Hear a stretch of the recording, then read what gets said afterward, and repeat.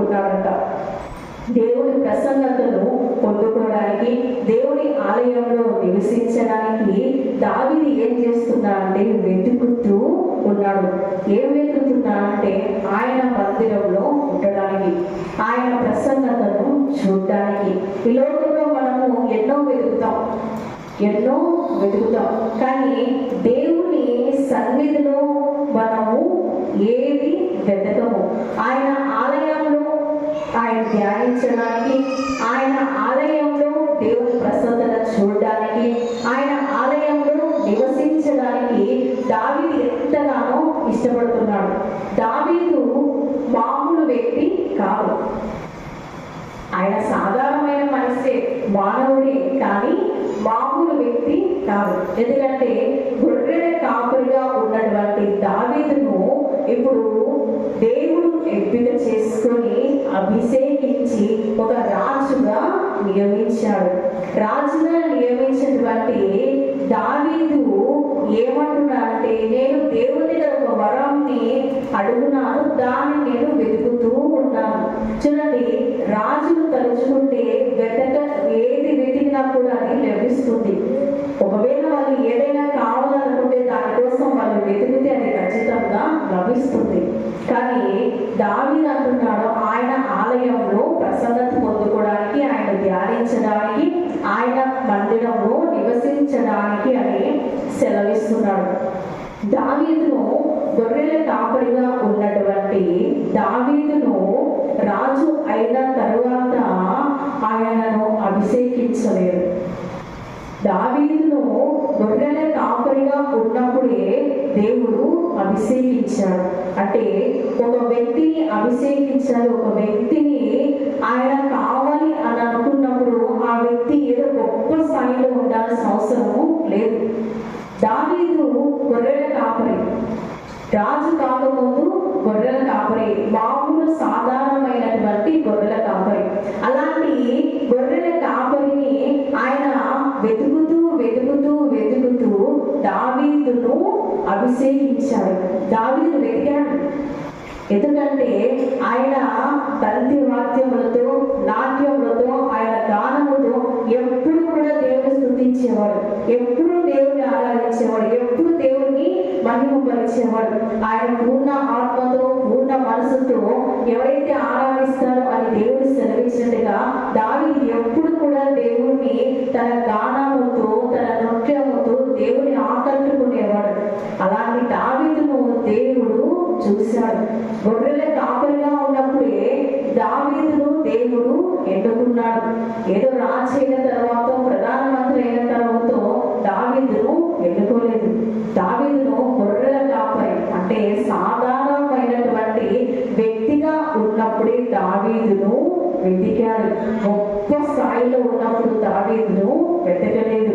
అలాగే ఈరోజు నిన్ను నన్ను కూడా మనం ఏదో గొప్ప స్థాయిలో ఉన్నామనో, మన దగ్గర ఏదో డబ్బు ఉందనో, మన దగ్గర ఏదో బంగారం ఉందనో, మనం ఏదో పై స్థాయిలో ఉన్నామనో దేవుడు నిన్ను నన్ను వెతకలేదు. దేవుడు నిన్ను నన్ను నీచమైన స్థితిలో ఉన్నప్పుడే వెతికాడు. ఏదో మనం గొప్ప స్థాయిలో ఉన్నప్పుడు మనల్ని వెతకలేదు దేవుడు. దావీదును గొర్రెల కాపరిగా ఉన్నప్పుడే వెతికినట్టుగా నీచమైన స్థితిలో ఉన్నప్పుడే దేవుడు నిన్ను నన్ను వెతికి రక్షించి కాపాడాడు. హల్లెలూయా. చూడండి, 14వ కీర్తన 2వ వచనం. వివేకము కలిగి దేవుణ్ణి వెతుకువారు కలరేమో అని యెహోవా ఆకాశము నుండి నరులను పరిశీలించెను. హల్లెలూయా.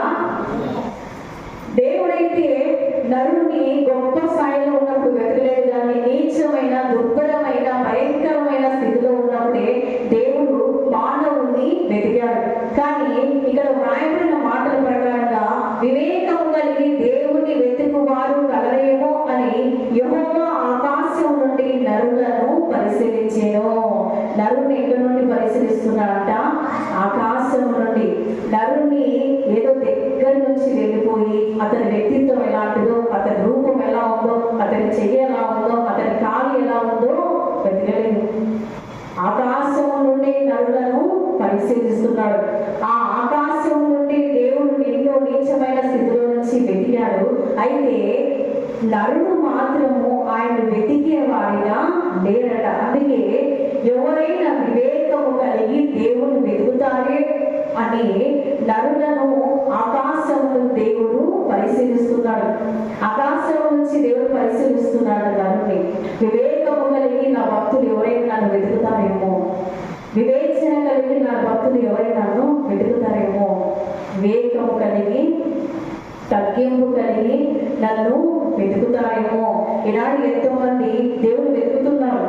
దేవుడు ఎవరు, ఎక్కడున్నాడు, ఎలా ఉన్నాడు అని కొంతమంది శాస్త్రవేత్తలు వెతుకుతూనే ఉన్నారు. కానీ వాళ్ళకి దొరకడం లేదు, ఎక్కడా కూడా దొరకడం లేదు. నరులను పరిశీలిస్తున్నాడు, నా భక్తులు ఏమైనా నన్ను వెతుకుతారేమో అని. నన్ను వెతుకుతారేమో, నేను వాళ్ళకి దొరుకుతామని దేవుడు ఎదురు చూస్తూ ఉన్నాడు. అందుకే అడుగుడు మీకు ఇవ్వబడును, వెతుకుడి మీకు దొరుకును అని. హల్లెలూయా. చూడండి, మనం ఈ లోకంలో లేచిన దగ్గర నుంచి పనుకునేంత వరకు ఏదో ఒక వస్తువును వెతుకుతూనే ఉంటాం.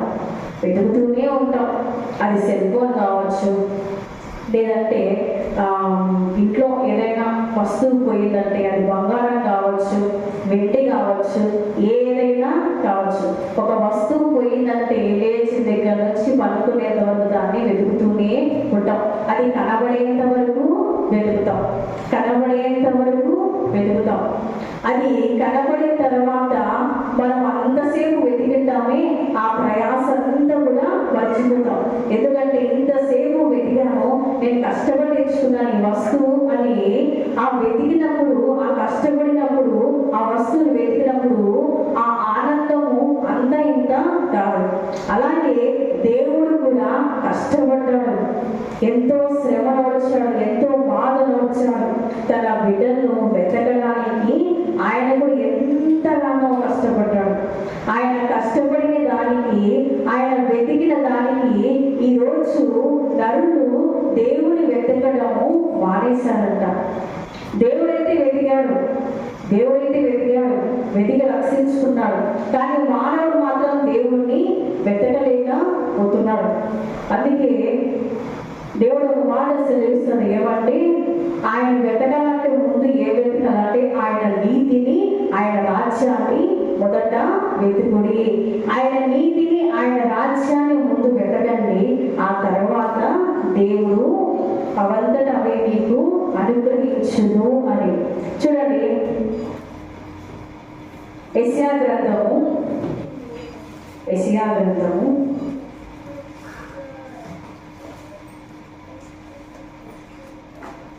6వ అధ్యాయము, యెషయా గ్రంథము 55వ అధ్యాయము 6వ వచనం. యెహోవా మీకు దొరుకు కాలమునందు ఆయనను వెతుకుడి, ఆయన సమీపంలో ఉండగా ఆయనను వేడుకొనుడి. యెహోవా మీకు దొరుకు కాలమునందు ఆయనను వెతకండి. మనం ఎప్పుడు వెతకాలంటే ఆయన దొరికే కాలంలో వెతకాలి. ఏ కాలంలో దొరుకుతాడు? వర్షాకాలము, ఎండాకాలము, శీతాకాలము, మరి ఈ కాలాలన్నీ ఉన్నాయి. ఆ కాలాన్ని బట్టి పనులు అవన్నీ కూడా మనకు దొరుకుతాయి. మరి యేసుక్రీస్తు ప్రభువు వారు ఏ కాలంలో దొరుకుతాడని మనం వెతకాలి? ఆయన మీకు దొరికే కాలంలో మీరు వెతకండి, ఆయన సమీపంగా ఉన్నప్పుడు ఆయనను వేడుకొనండి. ఆయన ఏ కాలంలో పడితే ఆ కాలంలో వెతకద్దండి అని అంటున్నాడు. అంటే యెహోవా దొరుకు కాలంలో మీరు వెతకండి. ఆయన ఏ కాలంలో అయితే దొరుకుతాడో అప్పుడే మనము వెతకాలట. ఏ కాలంలో దొరుకుతాడు? ఏ కాలంలోనైనా దొరకదు. ఎందుకంటే ఆయన్ను మనం వెతికే వారిగా లేవు. వివేకము కలిగి దేవుడు వెతుకువారు కలరేమో అని నరులను దేవుడు పరిశీలిస్తున్నాడు. అంటే వెతుకువారు కలరేమో అని, వెతుకువారు ఉన్నారు అని ఆయన సెలవివ్వడం లేదు. వెతుకువారు ఉన్నారేమో అని ఆయన పరిశీలిస్తున్నాడు. అంటే ఇంకా మానవులు వెతుకుతూనే ఉన్నారు తప్ప దొరకడము లేదు. అందుకే నేను దొరుకు కాలం ఉన్నది, మీరు నన్ను వెతకండి అని సెలవిస్తున్నాడు. చూడండి, ప్రకటన గ్రంథము 9వ అధ్యాయము అధ్యాయము 6వ వచనం. ఆ దినములలో మనుషులు మరణమును వెతుకును గాని అది వారికి దొరకనే దొరకదు. హల్లెలూయా. ఏమన్నది? యెహోవా దొరుకు కాలం నందు మీరు వెతకండి అని దేవుడు సెలవిస్తున్నాడు కదా. అయితే ఇక్కడ ఏమంటారంటే, ఆ దినములలో మనుషులు మరణము వెతుకుదురు కానీ అది వారికి దొరకనే దొరకదు. చావులనని ఆశపడదురు కానీ మరణము వారి యొద్ద నుండి పారిపోవును. హల్లెలూయా. దేవుణ్ణి వెతుకుతే కనబడతారా అంటే, దేవుణ్ణి వెతుకుతే కనబడతారా అంటే ఆయన కనపడని సెలవిస్తున్నాడు. ఆయన కనపడడంట. ఆయన కనపడాలంటే ముందు మనం దేన్ని వెతకాలి? ఆయన నీతిని, ఆయన రాజ్యమును మనం వెతికితే ఆయన కూడా కనబడతాడు. అయితే ఇక్కడ రాయబడిన మాట ప్రకారము ఆ దినములలో మనుషులు మరణమును వెతుకుదురు. ఆ దినములలో దేవుడైన యెహోవాను వెతుకుదురు కానీ అది వారికి దొరకనే దొరకదు. దొరకదట. దేవుని వెతికితే దొరకదంట. చూడండి, హోసియా గ్రంథము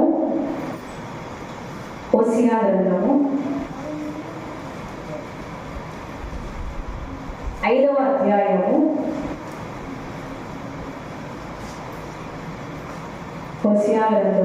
5వ అధ్యాయము 15వ వచనం. వారు మనసు త్రిప్పుకొని నన్ను వెతుకు వరకు నేను తిరిగి నా స్థలమునకు పోవును. హల్లెలూయా. దేవునికి మహిమ కలుగును గాక. వారు మనసు త్రిప్పుకొని నన్ను వెతుకు వరకు నేను తిరిగి నా స్థలమునకు పోవుదును. తమకు దురవస్థ సంభవింపగా వారు నన్ను బహు శీఘ్రముగా వెతుకుదురు. ఇప్పుడు ఎలా వెతకాలంటే మనసు త్రిప్పుకొని దేవుణ్ణి వెతకాలి. వారు మనసు త్రిప్పుకొని నన్ను వెతుకు వరకు నేను తిరిగి నా స్థలమునకు పోవుదును. యెహోవా దొరుకుతాడని మనం అన్ని కాలంలో వెతికితే దేవుడు దొరకడు. ఎందుకు దొరకడు అంటే ఆయన తన స్థలములో ఉంటాడు. ఆయన ఏ స్థలంలో ఉండాలో ఆ స్థలములో ఉన్నాడు. ఎప్పుడు దొరుకుతాడు అంటే వారు నా మనస్సు త్రిప్పుకొని వెతుకు వరకు. ఎవరైతే తమ మనసును త్రిప్పుకొని, ఎవరైతే తమ నడవడికను మార్చుకొని, ఎవరైతే తమ వంకర త్రోవలు మార్చుకొని నా వైపుకు తిరుగుతారో వారి మనస్సును ఎవరికో ఇచ్చేసేవాడిగా కాకుండా నాకు ఎవరైతే ఇస్తారో ఆ మనస్సు త్రిప్పుకొని నన్ను వెతుకుతే అలాంటి వారికి నేను కనబడతాను. అలాంటి వారికి నేను దొరుకుతాను.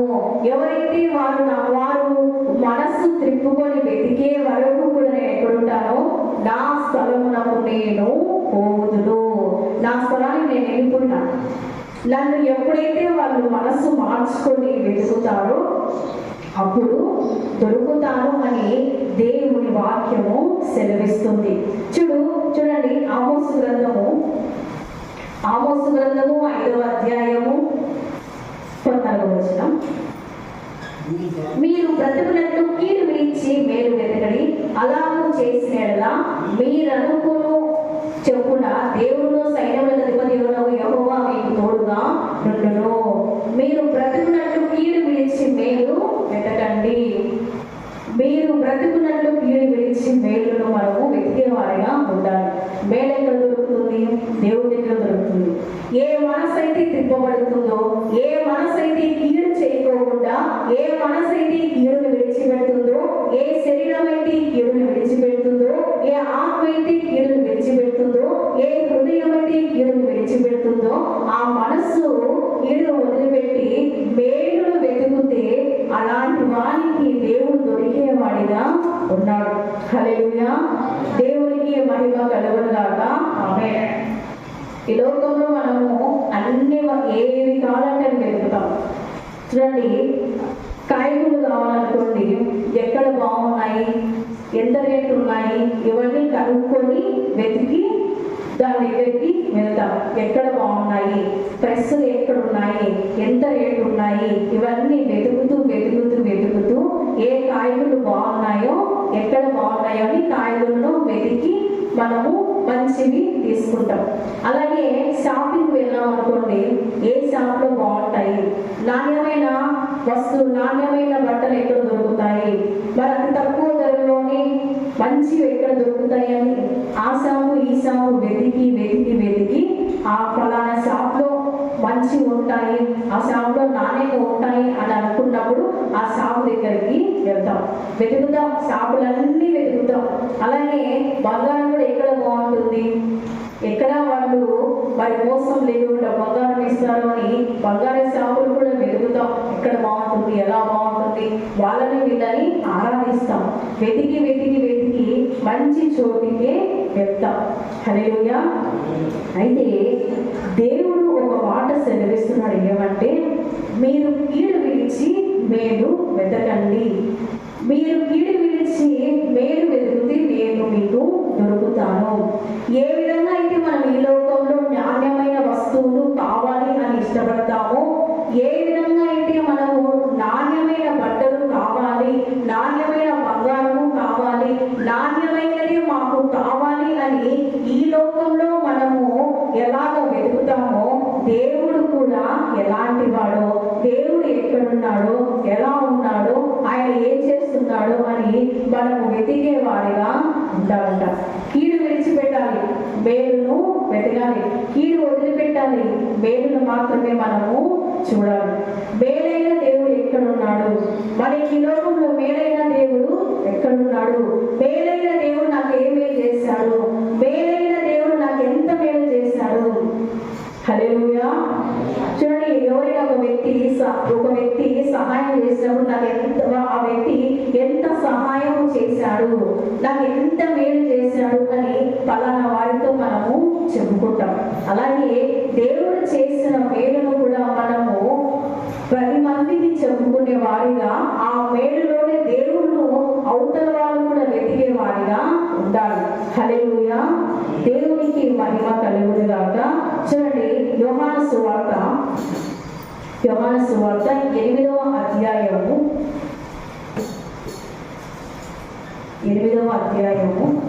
21వ వచనం. మరి ఒకప్పుడు ఆయన, నేను వెళ్ళిపోచున్నాను, మీరు నన్ను వెతుకుదురు, కానీ మీ పాపంలోనే ఉండి చనిపోదురు, నేను వెళ్ళు చోటికి మీరు రాలేరని మీతో చెప్పాను. అలాగే 37వ వచనం కూడా చూడండి. 37వ వచనం, మీరు అబ్రహాము సంతానమని నాకు తెలియను, అయినను మీలో నా వాక్యమునకు చోటు లేదు కనుక నన్ను చంప వెతుకుచున్నాడు. హల్లెలూయా.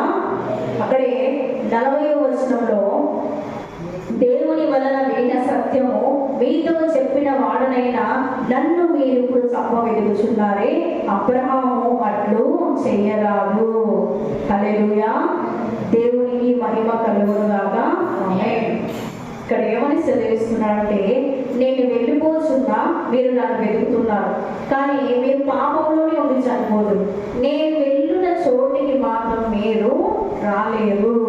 ఆయన వెతుకుతున్నాం కానీ పాపంలోనే ఉన్నాం, ఆయన వెతుకుతున్నాం కానీ పాపాన్ని వదిలిపెట్టడము లేదు. మీరు పాపంలోనే ఉన్నారు, మీరు పాపంలోనే ఉన్నారు, నేను వెళ్ళిపోతున్నాను, మీరు నన్ను వెతుకుతారు. దేవుడు ఈ లోకంలో మనందరినీ కూడా వెతికి వెంటాడి రక్షించి ఒక చోటున అమర్చాడు. కానీ దేవుడు వెతికినట్టుగా దేవుడు మనల్ని వెతికినట్టుగా మనము దేవుడు వెతికే వారముగా లేవు. అందుకే ఆయన, నేను వెళ్ళిపోచున్నాను, మీరు నన్ను వెతుకుతురు, కానీ మీరు పాపంలోనే ఉండి చనిపోదురు. అయితే మరి 37వ వచనంలో ఏమన్నట్టే, మీరు అబ్రహాము సంతానమని నాకు తెలియను, అయినను మీలో నా వాక్యములకు చోటు లేదు కనుక నన్ను చంప వెతుకుచున్నారు.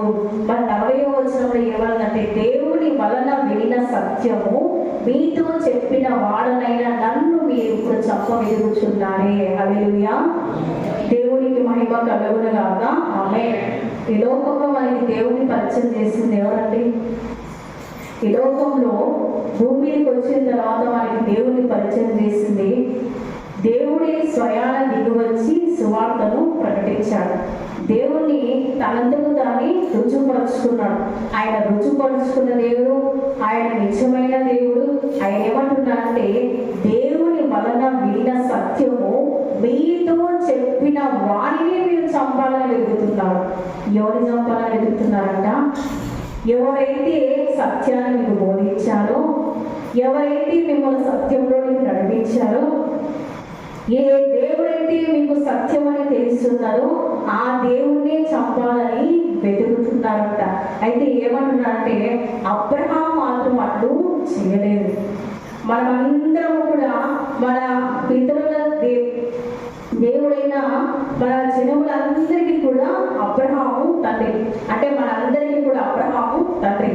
అబ్రహాం గారు దేవుని వెతికాడు, విశ్వసించాడు, నమ్మాడు, సత్యాన్ని తెలుసుకున్నాడు.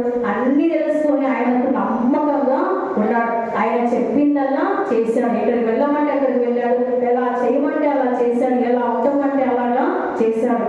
అబ్రహాము ఈ విధంగా చేయలేదు. నన్ను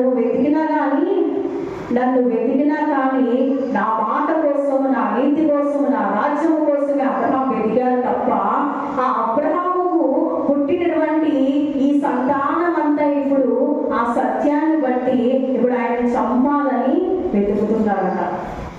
అంటే మనమందరం కూడా అబ్రహాము సంతానమే. మనందరికి తల్లిదండ్రులు ఉన్నారు, కరెక్టే. కానీ మనం ఆది నుంచి ఉన్నటువంటి తండ్రి అబ్రహాము గారు. ఆ అబ్రహాము గారికి పుట్టిన సంతానం అంతా ఇప్పుడు ఏమవుతున్నదంటే ఆయనను వెతుకుతున్నారంట చంపాలి అని. ఎక్కడున్నారో అతన్ని మేము చంపాలి. ఎవరిని చంపాలనుకుంటున్నారంటే, దేవుని వలన సత్యం మీతో చెప్పిన వాడనైన నన్ను, సత్యాన్ని మీకు పరిచయం చేసిన వ్యక్తిని, సత్యాన్ని మీకు తెలిసిన వ్యక్తిని, సత్యాన్ని మీకు బోధించిన వ్యక్తిని ఇప్పుడు ఏం చేయాలనుకుంటున్నారంట? చంపాలని వెతుకుతున్నారంట. అందుకే మీరు అబ్రహాము సంతానం అని నాకు తెలుసు, కానీ మీలో నా వాక్యములకు చోటు లేదు, నన్ను చంప వెతుకుచున్నారు. మనమందరం అబ్రహాము సంతానమే, కానీ మనలో ఏం లేదు?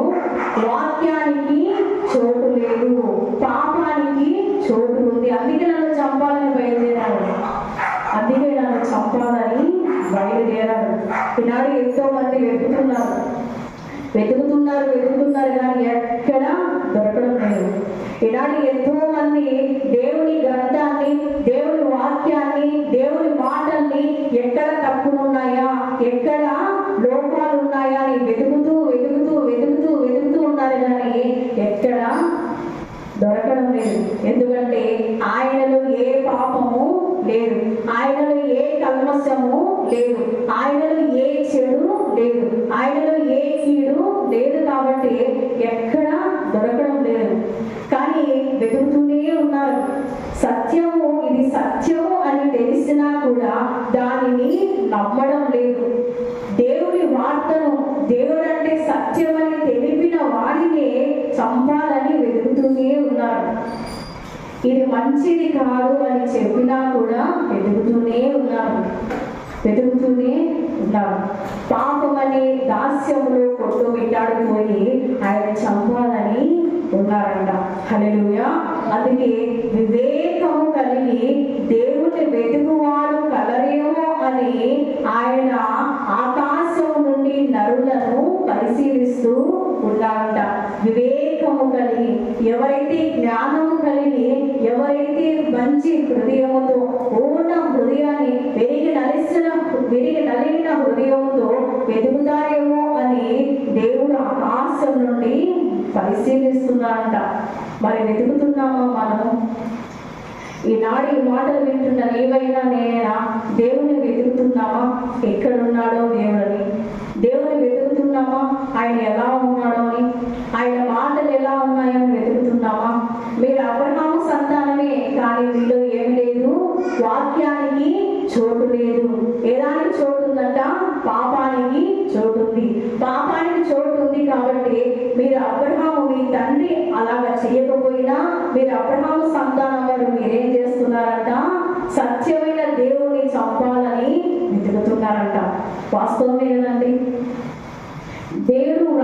వచ్చిన మాటలు, దేవుడు అనేకమైన భక్తుల చేత వ్రాయించబడిన మాటలలో ఎంత సత్యం ఉందో కదా. సత్యమైన మాటల్ని ఇప్పుడు ఏం చేస్తున్నారు? చంపాలని వెతుకుతున్నారు. ఏ సత్యమైన మాటలు ఎక్కడ ఎలాగా దొరుకుతాయో. అందుకే చూడండి, ఈ కాలంలో మంచి అన్నదానికి చోటు లేదు, చెడు అన్నదానికి చోటు ఉంది, కీడు అన్నదానికి చోటు ఉంది. మంచి మాటలు చెప్తే ఎవ్వరు వినరు, అది చెడ్డ మాటలు చెప్తే అందరూ కూడా వింటారు. దేవుని వలన తెలుసుకున్నటువంటి సత్యాన్ని తెలుసుకున్నటువంటి మనము ఇప్పుడు ఆయన్ని చంపాలని వెతుకుతూ ఉన్నామంట. ఈనాడు మనం ఏది వెతుకుతున్నాము? దేవుని వాక్యాన్ని మనం వెతుకుతున్నామా? దేవుని నీతిని మనం వెతుకుతున్నామా? దేవుని రాజ్యాన్ని మనం వెతుకుతున్నామా? ఏనాడని అనుకున్నామా ఈ భూమి ఎలా వచ్చింది, ఈ గాలి ఎలా వచ్చింది, నీరు ఎలా వస్తున్నాయి, అగ్ని ఎలా వచ్చింది అని ఏనాడైనా మనం వెతికామా? కరెంట్ ఎలా వచ్చింది, ఇవన్నీ మనము వెతికామా? ఇవన్నీ వెతికితే వీటన్నిటికీ ఒక జవాబు దొరుకుతుంది. ఆ జవాబే యేసుక్రీస్తు అయిన ప్రభుల వారు. హల్లెలూయా. మనం ఈనాడు నీతిని, రాజ్యాన్ని మనం వెతికే వారముగా ఉండాలి. ఆయన మనకు దొరకాలంటే నీతిని, రాజ్యాన్ని మనము వెతకాలి. ఆ నీతిని, రాజ్యాన్ని మనం వెతకాలంటే మొట్టమొదటిగా కీడు అన్నది పక్కన పెట్టేయాలి, పాపం అన్నది పక్కన పెట్టేయాలి. దేవుడి వలన తెలుసుకున్నటువంటి సత్యం, దేవుడు బోధించినటువంటి ఆ సత్యాన్ని మనము విని ఆచరించే వారిగా, అది ఆ వాక్యాన్ని మనము ఆచరించే వారిగా ఉండాలి. వాక్యం అంటే సత్యం, సత్యం అంటే వాక్యం. అందుకే దేవుడి వల్ల తెలుసుకున్న సత్యాన్ని ఏం చేయాలనుకుంటున్నారంట? చంపాలని వెతుకుతున్నారంట. ఈనాడు మనకు ఈ సత్యాన్ని బోధిస్తున్నటువంటి అనేక మంది బోధకులు ఉన్నారు. అయితే ఈ సత్యము ఒక రోజు అంతరించిపోతుంది, ఈ వాక్యం ఒక రోజు అంతరించిపోతుంది. అయితే ఈ మాటని మనకి ఎక్కడ నిలిచిపోవాలి అంట? హృదయంలో. అందుకే మీరు అబ్రహాము సంతానం అని నాకు తెలుసు, కానీ మీ హృదయంలో వాక్యం అన్నది లేదు. నన్ను చంపాలని వెతుకుతున్నారు కదా, ఆ సత్యాన్ని చంపినప్పుడు మీ హృదయంలో ఏముండాలి? వాక్యం ఉండాలి. అందుకే మీరు అబ్రహాము సంతానం అని తెలిసినా మీలో వాక్యం అన్నది లేదు, పాపానికే చోటు ఉన్నదని దేవుడు సెలవిస్తున్నాడు. ఈనాడు మనము మన హృదయంలో పాపానికి చోటిచ్చేవాడిగా మనము ఉండకూడదు, దేవుడిని వెతికేవాడిగా ఉండాలి. ఎలాగ వెతకాలంటే దేవుడు వాక్యంలోనే దేవుడు మనకు తెలుస్తాడు. అందుకే రుచి చూచి ఆయన ఉత్తముడని నేను తెలుసుకుంటుని. ఆయన మనము రుచి చూస్తే మనకు ఆయన ఎలాంటి వాడు మనకు తెలుస్తుంది. ఆయన నీతి ఎలా ఉంది, ఆయన రాజ్యం ఎలా ఉంది, ఆయన మరి వ్యక్తిగత జీవితం ఎలా ఉంది, అలాగే ఆయన తండ్రి దగ్గర ఉన్నటువంటి ఆ జీవితం ఎలా ఉంది అని ఆయన రుచి చూస్తే తెలుస్తుంది. ఆయన నీతిని వెతికితే, ఆయన రాజ్యాన్ని వెతికితే మనకు తెలుస్తుంది. ఆయన నీతిమంతుడు, ఆయన రాజ్యాన్ని స్థాపిస్తున్నటువంటి వాడు. పరలోక రాజ్యాన్ని స్థాపించాడు, ఈ భూలోక రాజ్యాన్ని కూడా స్థాపించాడు. హల్లెలూయా. అందుకే మొట్టమొదటిగా ఆయన నీతిని వెతకాలంట, ఆయన రాజ్యాన్ని వెతకాలంట. ఎందుకంటే ఆయనలో నీతి ఉంది, ఆయన రాజ్యం కూడా ఉంది. కాబట్టి ఇవి వెతికిన తరువాతే నన్ను వెతకండి, నేను మీకు దొరుకుతాను. వివేకం కలిగి దేవుడు వెతుకువారు కలరేమో అని నరులను దేవుడు పరిశీలిస్తున్నాడు, కానీ ఇంతవరకు ఒక మానవుడు కూడా దొరకడం లేదంట. కారణం ఏమిటంటే హృదయంలో పాపం ఉంది. కారణం ఏమిటంటే హృదయంలో కీడు అన్నది ఉంది. హృదయంలో పాపం ఉంటే, హృదయంలో కీడు ఉంటే, హృదయంలో వాక్యం లేకపోతే ఇక దేవునికి ఏ నరుడు కనిపిస్తాడో ఆయన వెతికేవాడిగా. అందుకే ఈనాడు ఈ మాటలు వింటున్నటువంటి మనము దేవుని వెతికేవాడిగా మనము ఉండాలి. దేవుడు వాక్యాన్ని ఎప్పుడైతే మన హృదయంలో ఉంచుకొని ఆయన వెతుకుతామో అప్పుడు దేవుడు మనకు దొరుకుతాడు. అలాంటి దేవుణ్ణి మనం వెతుకుతాము, అలాంటి దేవుణ్ణి మనకు దొరికే వాడిని మనము చేసుకున్నాం. మనకు ఆల్రెడీ దేవుడు, ఆ దేవుడు దొరికాడు, కానీ దేవుడు మనకైతే దొరికాడు, కానీ దేవుడు మనము ఆయన విడిచిపెట్టేవాడిగా ఉండకూడదు. మనమైతే దేవుడికి దొరికాము, అలాగే దేవుడు కూడా మనకి దొరికాడు. కానీ దేవుణ్ణి వెతికాడు కదా, దొరికాం కదా, ఇక చాలే అనుకొని మళ్ళీ తప్పిపోతే దేవుడు మళ్ళీ వెతికేవాడిగా ఉండడు. ఒకసారి, 2 సార్లు, 3 సార్లు అవకాశము ఇస్తాం. ఏ వ్యక్తికైనా, ఎలాంటి మనిషికైనా ఒకసారి, 2 సార్లు, 3 సార్లు అవకాశము ఇస్తాం. ఇక 4వసారి ఓపిక ఉండదు, 5వసారి ఓపిక నశించిపోతుంది. ఇలాగే దేవుడు కూడా ఒకసారి వెతుకుతాడు, 2వసారి వెతుకుతాడు, 3వసారి వెతుకుతాడు. దేవుడు కాబట్టి, క్షమించే గుణం ఉంది కాబట్టి, కనికరించే మనస్సు ఉంది కాబట్టి 10 సార్లు దేవుడు వెతుకుతాడు. ఇక 11వసారి వెతకడు. ఇక పాపానికే, భ్రష్టత్వానికి మిమ్మల్ని అప్పగించేసేవాడిగా ఉంటాడు. అందుకే వివేకము కలిగి